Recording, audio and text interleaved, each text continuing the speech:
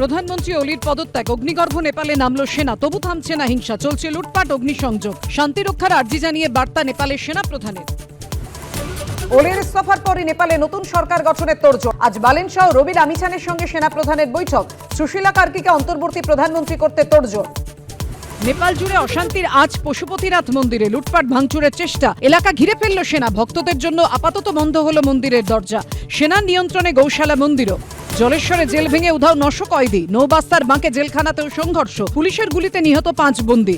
Jail থেকে পলাতক 200-র বেশি বন্দী। সেনার ঘেরাটোপে জেলখানা। কেউ অফিসের কাজে, কেউ গিয়েছিলেন বেড়াতে। নেপাল থেকে রক্সোল সীমান্ত দিয়ে ঘরে ফিরছেন বাঙালিরা, চোখে মুখে আতঙ্কের ছাপ। রেজেন্ট কলোনিতে জন্মদিনের পার্টির নাম করে ডেকে গণধর্ষণ কাণ্ডে গ্রেফতার। বর্ধমান স্টেশন থেকে জালে মূল অভিযুক্ত, আরেক অভিযুক্তের খোঁজে তল্লাশি। আগুন, ভাঙচুর, তাণ্ডব, মৃত্যু, গণবিদ্রোহে চলছে নেপাল। এবার কি সেনা শাসন? প্রতিবাদ থামিয়ে আলোচনায় বসুন। জেন জিকে আহ্বান সেনা প্রধানের। ঘণ্টাখানিক সঙ্গে সুমন, রাত 8টা।